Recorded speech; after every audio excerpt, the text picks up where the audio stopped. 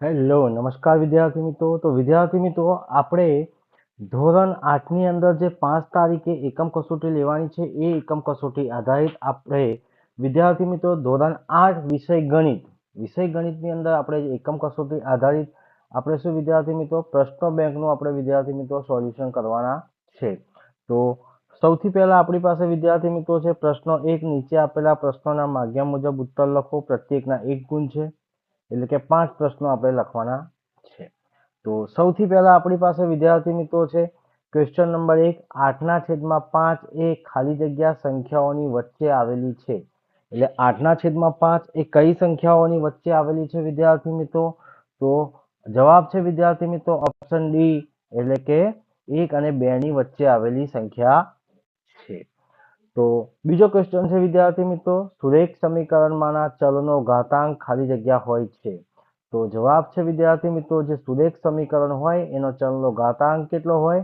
1 જ હોય છે. ત્યારબાદ વિદ્યાર્થી મિત્રો ત્રીજો પ્રશ્ન છે, n બાજુવાળા નિયમિત બહુકોણના અંદરના બધા ખૂણાઓનો માપનો સરવાળો શોધવાનું સૂત્ર ખાલી જગ્યા છે. તો જવાબ છે વિદ્યાર્થી મિત્રો આપણી પાસે સૂત્ર છે ઓપ્શન ડી છે n-2 ગુણ્યા 180 છે. ત્યારબાદ વિદ્યાર્થી મિત્રો ચોથો પ્રશ્ન છે, ખાલી જગ્યાના વિકર્ણો પરસ્પર કાટખૂણે છેદે છે. તો જવાબ છે વિદ્યાર્થી મિત્રો પતંગના વિકર્ણો પરસ્પર કાટખૂણે છેદે છે. પાંચમો પ્રશ્ન છે, કોઈ પણ ઘટનાની સંભાવના ખાલી જગ્યા ના હોઈ શકે. તો જવાબ છે વિદ્યાર્થી મિત્રો માઇનસ સંખ્યા કોઈ બી હોય તો એની ઘટના ના મળી શકે, એટલે કે આપણી પાસે છે -1/5 મળે છે. ત્યારબાદ વિદ્યાર્થી મિત્રો આપણી પાસે આવે છે પ્રશ્ન નંબર 2. નીચે આપેલા પ્રશ્નોના માગ્યા મુજબ ઉત્તર લખો. પ્રત્યેકના 1 ગુણ છે. તો આપણી પાસે છે વિદ્યાર્થી મિત્રો 5 ગુણનો પ્રશ્ન છે. તો 5 ગુણના પ્રશ્નોની ચર્ચા આપણે કરવાના છે.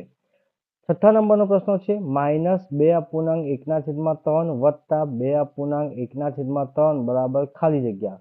તો આ બંને સંખ્યા એક પ્લસમાં છે એક માઇનસમાં છે. તો વિદ્યાર્થી મિત્રો આ બંને સંખ્યા શું કેન્સલ થઈ જાય? તો આપણને જવાબ શું મળે છે? 0 મળે છે. ત્યારબાદ વિદ્યાર્થી મિત્રો સાતમો પ્રશ્ન છે આપણી પાસે, સમીકરણ 2x - 1/3 બરાબર 3 હોય તો x બરાબર ખાલી જગ્યા. તો જવાબ છે વિદ્યાર્થી મિત્રો જો x ની જગ્યાએ આપણે શું કરીએ છીએ કેટલા મૂકીએ છીએ? જો 3 જવાબ લાવવો હોય તો વિદ્યાર્થી મિત્રો આપણે x ની જગ્યાએ કેટલા મૂકવા પડે? 5 મૂકવા પડે. તો આપણને જવાબ કેટલો મળે? 3 મળે છે. આઠમો પ્રશ્ન છે, પતંગાકાર ચતુષ્કોણને ખાલી જગ્યા વિકર્ણ હોય છે. તો ભાઈ પતંગાકાર ચતુષ્કોણને આપણને કેટલા વિકર્ણ જોવા મળે છે? 2 વિકર્ણ જોવા મળે છે. પ્રશ્ન નંબર 9, વર્તુળ આલેખને ખાલી જગ્યા પણ કહે છે. તો વર્તુળ આલેખને પાઈ ચાર્ટ કહે છે. ત્યારબાદ વિદ્યાર્થી મિત્રો આપણી પાસે છે 10મા નંબરનો પ્રશ્ન, ખાલી જગ્યાના વિકર્ણ કાટખૂણે ના છેદે. તો લંબચોરસના વિકર્ણ જે છે એ કાટખૂણે ના છેદે.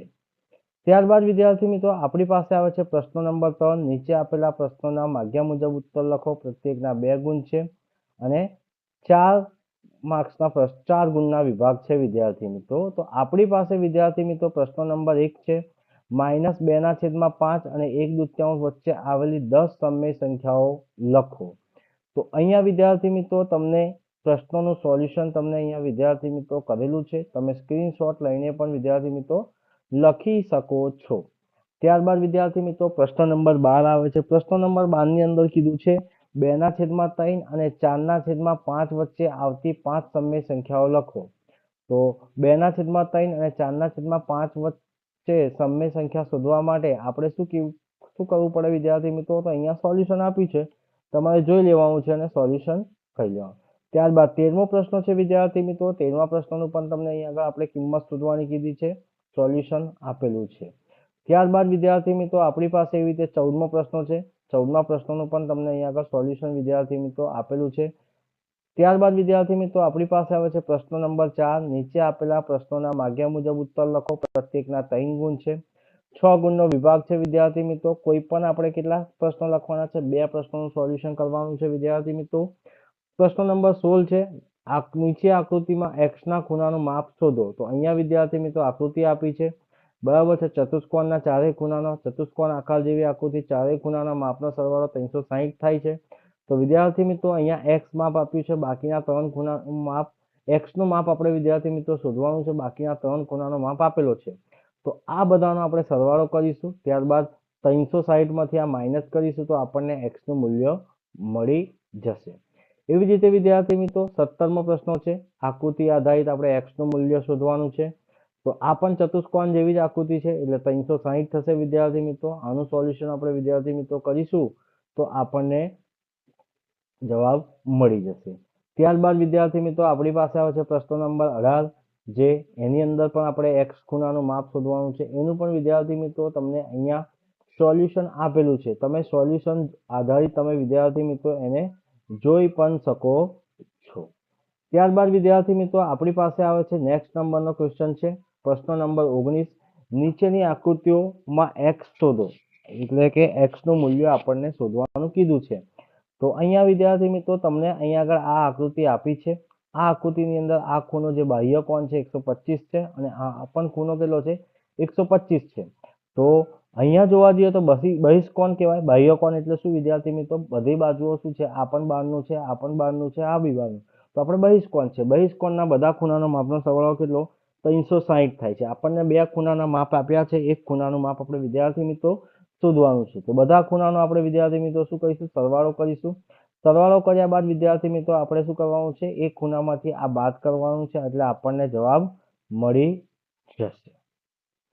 ત્યારબાદ વિદ્યાર્થી મિત્રો આપણી પાસે આવે છે નેક્સ્ટ પ્રશ્ન છે, બરાબર છે વિદ્યાર્થી મિત્રો, પ્રશ્ન નંબર 20 છે। પ્રશ્ન નંબર 20 ની અંદર એ કીધું છે કે એવા નિયમિત બહુકોણ શક્ય છે જેમાં બહિષ્કોણનું માપ 22 હોય, બી શું આ માપ નિયમિત બહુકોણના અંતકોણ હોઈ શકે છે, કેમ, એનું પણ તમારે વિદ્યાર્થી મિત્રો કારણ તમારે જણાવવાનું છે। તો વિદ્યાર્થી મિત્રો પ્રશ્ન 1 અને 2 નો આપણને અહીંયા સોલ્યુશન આપ્યું છે। સોલ્યુશન આધારિત તમારે વિદ્યાર્થી મિત્રો અહીંયા જોઈ લેવાનું છે। ત્યારબાદ વિદ્યાર્થી મિત્રો આપણી પાસે આવે છે પ્રશ્ન 5, નીચે આપેલા પ્રશ્નોના માગ્યા મુજબ ઉત્તર લખો, પ્રત્યેકના 5 ગુણ છે અને આ એક પ્રશ્ન લખવાનું છે। શું કીધું છે, 4.5 સેમી બાજુવાળા ચોરસ રચવાનું છે। આવી આપણે ચોરસ રચવાનું છે વિદ્યાર્થી મિત્રો, બધી બાજુઓ કેવી હોય છે 4.5 હોવી જોઈએ। તો આવી બાજુઓનો માપ તમારે વિદ્યાર્થી મિત્રો સોલ્યુશન કરવાનું છે। 22મો પ્રશ્ન છે, જો તમારી પાસે 3 લાલ રંગના વૃત્તાંશ, એક વાદળી રંગનું વૃત્તાંશ, એક લાલ રંગનું વૃત્તાંશ ધરાવતું ફરતું ચક્ર હોય તો લીલા રંગનું વૃત્તાંશ મળવાની સંભાવના કેટલી, વાદળી રંગનું ના હોય તેવા વૃત્તાંશ મળવાની સંભાવના કેટલી છે। તો અહીંયા વિદ્યાર્થી મિત્રો તમને જવાબ આપ્યો છે પ્રશ્ન 1 અને 2, એનું પણ તમારે વિદ્યાર્થી મિત્રો સોલ્યુશન જોઈ શકો છો। ત્યારબાદ વિદ્યાર્થી મિત્રો આપણી પાસે છે 23મો પ્રશ્ન છે। 23મા પ્રશ્નની અંદર પણ અહીંયા વિદ્યાર્થી મિત્રો તમને સોલ્યુશન આપ્યું છે, એ સોલ્યુશન આધારિત તમારે પ્રશ્નો જોવાનો છે। શું કીધું છે 23મો પ્રશ્ન, એક ચબરખી પર માત્ર એક જ નંબર લખેલો હોય, તેની કુલ 10 ચબરખી પરથી 1 થી 10 નંબર લખીને તેને ખોખા રાખી તેની સારી રીતે ભેળવવામાં આવે છે, તેમાંથી કોઈ એક ચબરખી જોયા વગર પસંદ કરવામાં આવે તો તેની નીચેની આપણે ઘટનાની સંભાવના શોધવાની કીધી છે। કુલ 4 સંભાવનાઓ છે। ચરબી પરની સંખ્યા 6 હોય, ચરબી પર લખાયેલા સંખ્યા 6 કરતા નાની હોય, ચરબી પર લખાયેલા સંખ્યા 6 કરતા મોટી હોય અથવા ચરબી પર લખાયેલી સંખ્યા 1 અંકવાળી હોવી જોઈએ। તો અહીંયા વિદ્યાર્થી મિત્રો તમને સોલ્યુશન આપેલું છે, કુલ 4 બરાબર પ્રશ્નોનું અહીંયા વિદ્યાર્થી મિત્રો તમને અહીંયા સોલ્યુશન તમને મળી ગયેલું છે। તો તમે જોઈ શકો છો વિદ્યાર્થી મિત્રો। તો આ હતું વિદ્યાર્થી મિત્રો આપણી પાસે ધોરણ 8 વિષય ગણિતની અંદર જે 5 તારીખે એકમ કસોટી લેવાની છે, એ એકમ કસોટી આધારિત આપણે પ્રશ્ન બેંકનું સોલ્યુશનની વિદ્યાર્થી મિત્રો ચર્ચા કરી। તો વિદ્યાર્થી મિત્રો હું આશા રાખું છું કે આ વિડીયો તમને ગમ્યો હોય તો લાઈક કરજો, શેર કરજો અને કમેન્ટ કરજો, અને જો ચેનલને સબસ્ક્રાઇબ ના કરી હોય તો સબસ્ક્રાઇબ કરવાનું પણ ભૂલતા નહીં। જય હિન્દ, જય ભારત।